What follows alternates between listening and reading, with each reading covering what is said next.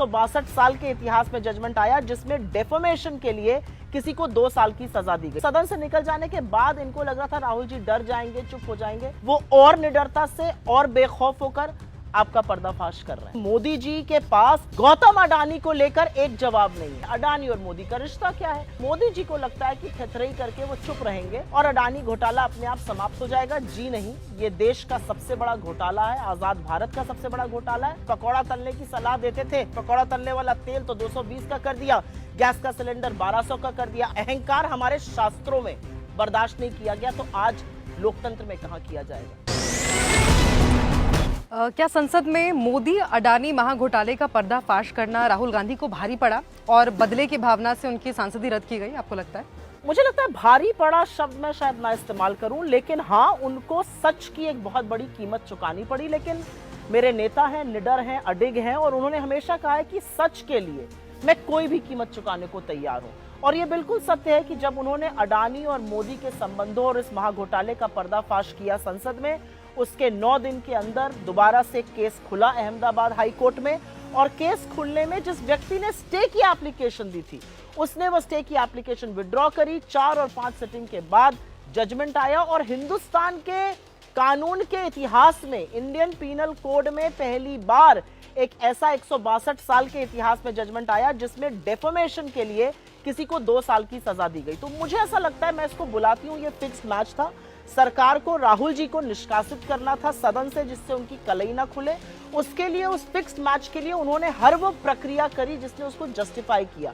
और उस fix match के लिए उनको एक ऐसा केस चाहिए था जिसमें 2 साल की सजा वो दे सकते हैं। अनप्रेसिडेंटेड थी, लेकिन they went shopping for a case. ऐसा केस ढूंढा, 2 साल की सजा कराई और राहुल गांधी को निष्कासित किया। लेकिन मुझे ऐसा लगता है कि इस देश के सदन को आज राहुल जी की जरूरत है। और सदन से निकल जाने के बाद इनको लग रहा था राहुल जी डर जाएंगे, चुप हो जाएंगे।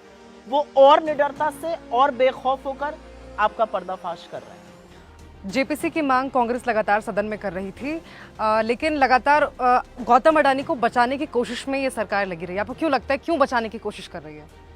क्योंकि एक मित्र पूरे मंत्रिमंडल पर भारी है। क्योंकि ये असलियत है कि मोदी जी के पास गौतम अडानी को लेकर एक जवाब नहीं है। उनसे हमने 3 ही सवाल तो पूछे थे। 20,000 करोड़ रुपए जो फॉरेन ऑफशोर एंटिटीज से अडानी समूह में आए, वो किसके? ये सवाल तो सुप्रीम कोर्ट भी पूछ रहा है। जो तथाकथित रिपोर्ट का हवाला भाजपा देती है, उस रिपोर्ट तक में सुप्रीम कोर्ट ने कहा है कि एफपीआई का पैसा संदिग्ध लगता है, ये पैसा किसका है हम कह नहीं सकते, सेबी भी कह नहीं पा रहा है। तो पहला सवाल हमारा ये था। दूसरा सवाल हमारा ये था कि अडानी के लिए रातों रात देश के कानून, चाहे वो एसईजेड का कानून हो, चाहे वो एयरपोर्ट का कानून हो, अपनी ही फाइनेंस मिनिस्ट्री, अपनी ही नीति आयोग की लिखित सलाह के बावजूद कानून को बदल के अडानी के महाघोटाले को एक स्वरूप दिया मोदी जी ने।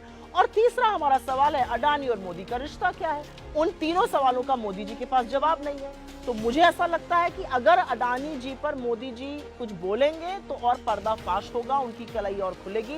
इसलिए मोदी जी को लगता है कि थेथरई करके वो चुप रहेंगे और अडानी घोटाला अपने आप समाप्त हो जाएगा। जी नहीं, ये देश का सबसे बड़ा घोटाला है, आजाद भारत का सबसे बड़ा घोटाला है और धीरे धीरे कलई खुल रही, क्योंकि इसका लोगों की जिंदगी पर प्रभाव पड़ा। इससे महंगाई बढ़ी, इससे बेरोजगारी बढ़ी, इससे क्रोनी कैपिटलिज्म बढ़ा, इससे करप्शन बढ़ा। क्या मोदी जी ऐसे ही छूट के चले जाएंगे? संसद में राहुल गांधी की जरूरत क्यों है? संसद में राहुल गांधी जी की जरूरत इसलिए है क्योंकि ये देश का जो सदन है, ये जो देश का संसद है, ये लोगों का प्रतिबिंब है, ये लोगों की आवाज है। उस सदन में बेखौफ होकर, आंख में आंख डालकर, कलेजा बड़ा कर कोई महंगाई पर, बेरोजगारी पर, चीन के अतिक्रमण पर, जलते हुए मणिपुर पर, अडानी के महाघोटाले पर, औरतों की असुरक्षा पर मोदी सरकार से सवाल पूछने वाला चाहिए। कोई ऐसा व्यक्ति चाहिए जो निडर होकर ये कहे, मैं किसी भी कीमत को अदा करने के लिए तैयार हूं, लेकिन सच बोलने से मुझे आप और आपका पूरा तंत्र रोक नहीं सकता। इसलिए सदन में जरूरत है। सदन में देश की आवाज गूंजनी चाहिए। सदन में किसानों की, सदन में मैकेनिक की, सदन में दिहाड़ी मजदूर की, सदन में महिलाओं की, स्टूडेंट्स की, तमाम ऐसे लोगों की जिनकी महत्वाकांक्षा है इस देश को आगे बढ़ाने की, जिनके बूते पर यह देश है, उनकी आवाज गूंजनी चाहिए। इसलिए राहुल गांधी की सदन को जरूरत है। मुझे लगता है, और शायद ये अतिशयोक्ति नहीं होगी कि कहना, आज राहुल गांधी को सदस्यता या सदन की उतनी जरूरत नहीं है, लेकिन इस देश की संसद को, इस देश के सदन को एक बेखौफ, अनकॉम्प्रोमाइज आवाज की जरूरत है और वो आवाज सिर्फ और सिर्फ राहुल गांधी की है। एक सोची समझी साजिश के तहत राहुल गांधी की सदस्यता रद्द की गई। आपको लगता है इसमें भारतीय जनता पार्टी का कोई फायदा है? कि अगर फायदा ना हो तो मोदी जी जो है पानी पी पी कर गला सूखता नहीं था। असलियत ये बिना फायदा के भारतीय जनता पार्टी कोई काम नहीं करती है। फायदा ना होता तो राहुल गांधी जी की सदस्यता रद्द नहीं। क्या फायदा है? फायदा यह है कि आज आपकी कोई बखिया उधेड़ने वाला, कोई कलई खोलने वाला उस तरह का नहीं है राहुल गांधी जी जैसा। ऐसा कोई व्यक्ति आज सदन में नहीं है जो आपकी आंख में आंख डाल के आपसे कहे कि आप चोरी क्यों कर रहे हैं, आप देश को क्यों लूट रहे हैं, हमारे देश की सरहद के अंदर चीन क्यों बैठा हुआ है। आज कोई ये कहने वाला नहीं है कि अडानी का महाघोटाला आपका किया हुआ है। आज कोई ये कहने वाला नहीं है कि पकौड़ा तलने की सलाह देते थे, पकौड़ा तलने वाला तेल तो 220 का कर दिया, गैस का सिलेंडर 1200 का कर दिया। आज कोई ये कहने वाला नहीं है कि महंगाई पर आप ये नहीं कह सकते कि भाई मैं लहसुन प्याज नहीं खाता हूं, टमाटर को आपने 300 रुपए किलो पे पहुंचा दिया।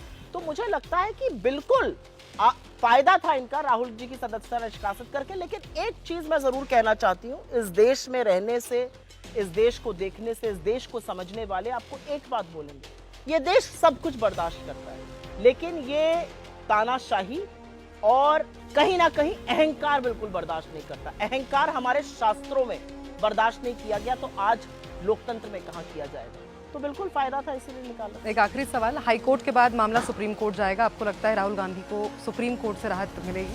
हमारी न्यायालयों में, न्यायपालिका में, न्याय में प्रगाढ़ विश्वास है।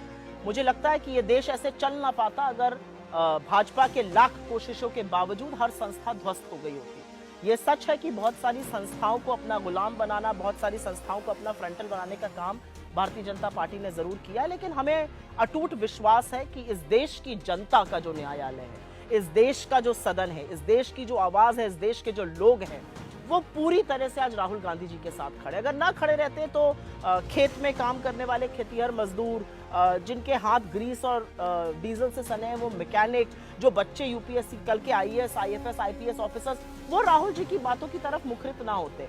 नफरत के इस बाजार में मोहब्बत की जो दुकान खोलता है, उसके साथ न्याय तो प्रकृति करेगी। बिल्कुल न्यायालय में न्याय होगा।